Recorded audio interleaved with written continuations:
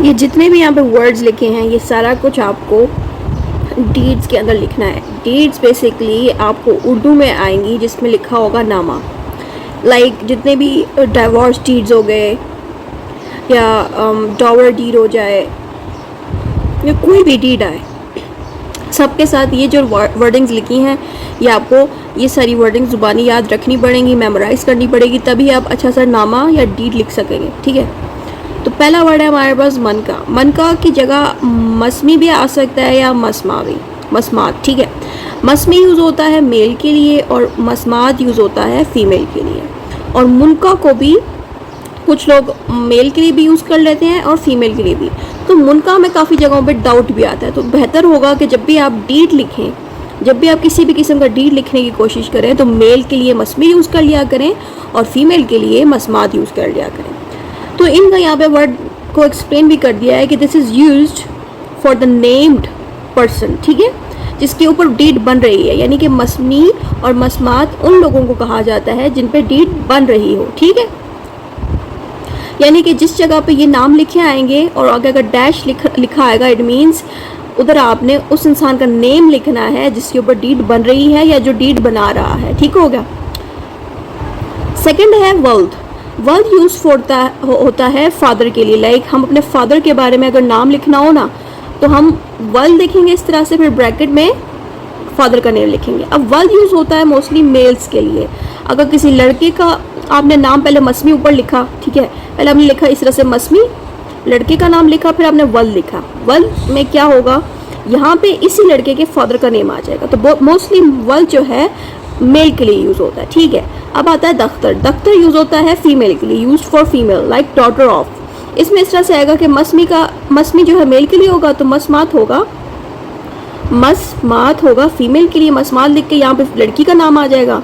फिर आपने दख्तर लिख देना इस तरह से, दख्तर लिखने के बाद यहाँ पे इसी लड़की के फादर का नेम आ जाएगा। तो इस तरह से आपने स्टार्टिंग ऑफ द डीड लिखनी है। ये सारे डीड के वर्ड्स थे। फिर उसके बाद कॉम आ जाता है। कॉम में आती है कास्ट। लाइक जब आपने मस्मी या मस्मात लिख दिया, उसके बाद वल्द या दख्तर लिख दिया और उसके बाद जो थर्ड पॉइंट आएगा ना वो होगा कॉम का। कॉम के अंदर आपने अपनी कास्ट लिखने की, आप गुजर हो, कश्मीरी हो, पठान हो या राजपूत हो, या जो भी आपकी कास्ट है वो आपने उसमें लिख देनी है। ठीक है, फिर आ जाता है साकिन। साकिन होता है रेजिडेंस के लिए। ठीक है, कि आपकी करंट रेजिडेंस यानी कि जो एग्जैक्ट लोकेशन है, आप कहाँ रहते हो या आपका विलेज कहाँ पे है। ठीक है, यहाँ पे आप करंट रेजिडेंस भी लिख सकते हो साकिन की ब्रैकेट में, या आप उसकी जगह अपना गांव का नाम भी लिख सकते हो, या आपकी अपनी मर्जी है। ठीक है, अब ये जो ऊपर हमने मस्मी को बारे में लिखा था ना, उसी के बारे में दोबारा आ गया कि मस्मी यूज़ होता है फॉर मेल।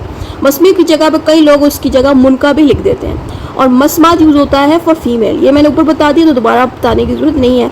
मोरखा यूज़ होता है डेट्स के लिए। आपको जब भी डीड के अंदर मोरखा का वर्ड आया तो समझ जाएगा कि मोरखा के आगे हमेशा ऐसे से एक लाइन आपको खाली मिलेगी। तो इट मीन्स आपने मोरखा के आगे डेट लिखनी होती है, जैसे कि 2023 मई 25। अब मई बेशक उर्दू में लिख दो, ये अल्फ़ाबेट से बेशक आप उर्दू में लिख दो, या आपकी मर्ज़ी है, या बेशक इंग्लिश में भी लिखना चाहे तो आप लिख लें, it is up to you.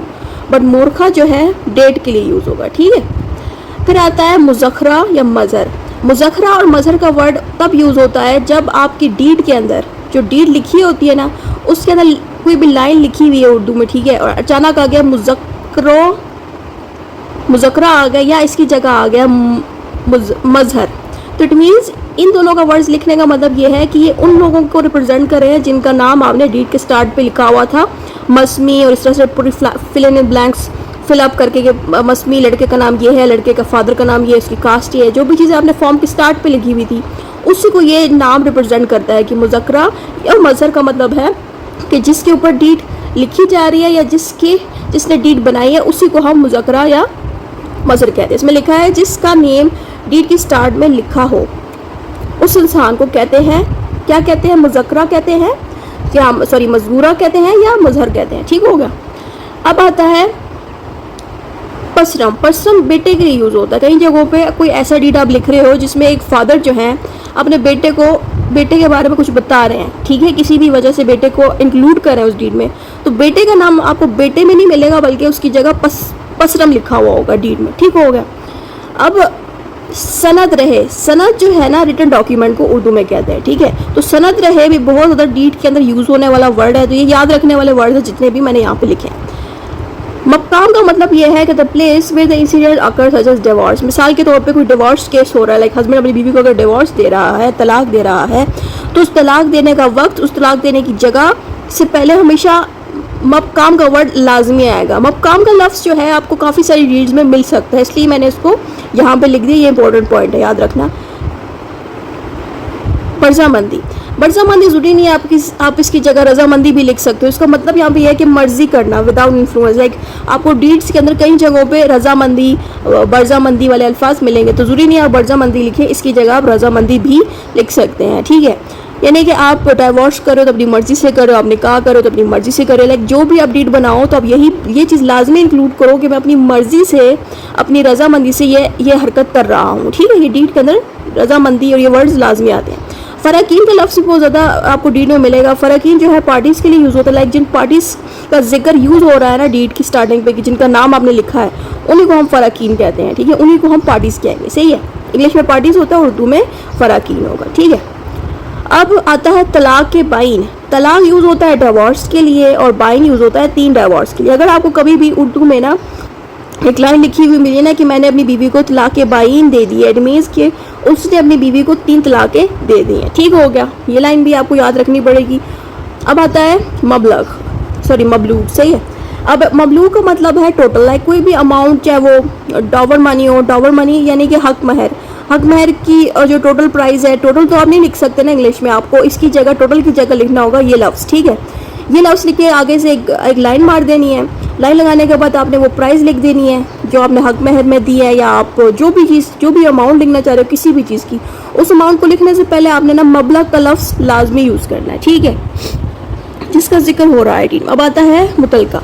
मुतलका के बारे में लिखा है जिसका जिक्र हो रहा है डीड में। ये भी वही बात हुई जो मैंने ऊपर बताई थी कि मुतलका का लफ्ज़ जहाँ पे भी आए, मीन्स जिस इंसान के बारे में वो डीड हो रही है ना, जिस इंसान के बारे में वो डीड बनाई जा रही है, उस इंसान को हम मुतलका भी कह सकते हैं, ठीक है।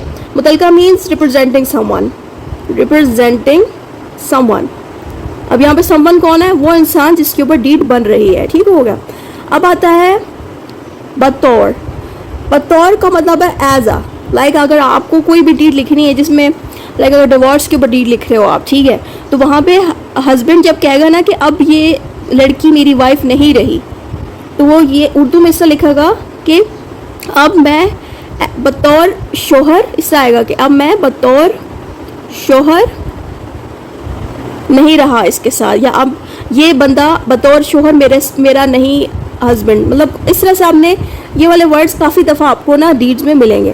तो यहाँ पे मैंने इसको एक्सप्लेन भी कर दिया है कि डीड इसकी एग्जांपल दी है बतौर का एज अ हस्बैंड या एज अ वाइफ, ठीक है।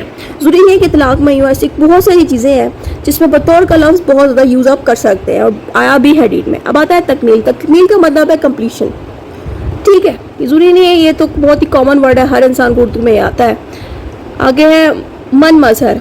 मन मजहर वो इंसान होता है जिसको हम एप्लीकेंट कहते हैं, लाइक जिस बंदे ने डीड को बनवाया होता है उसको हम मन मजहर कहते हैं, ठीक हो गया।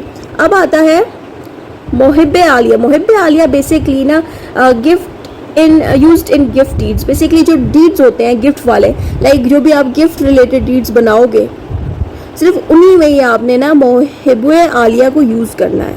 लाइक जिसको प्रॉपर्टी गिफ्ट की जाती है, जिसको आप प्रॉपर्टी लाइक गिफ्ट की तरह अचानक बस खुशी से अपने दे रही हो डीड, ठीक है, उस इंसान पे अगर आप डीड बना रहे हो कि मैं ना इस इंसान को अपनी प्रॉपर्टी गिफ्ट कर रहा हूँ, तो जिस बंदे को प्रॉपर्टी गिफ्ट की जा रही है उसके साथ आपने लाजमी मोहिब्बो आलिया नाम लिखना ही लिखना है, ठीक है। तो ये कुछ लॉ के टर्म्स हैं जो बहुत ज़्यादा यूज्ड होते हैं डीड बनाने में, तो ये याद रखने पड़ेंगे, ठीक है।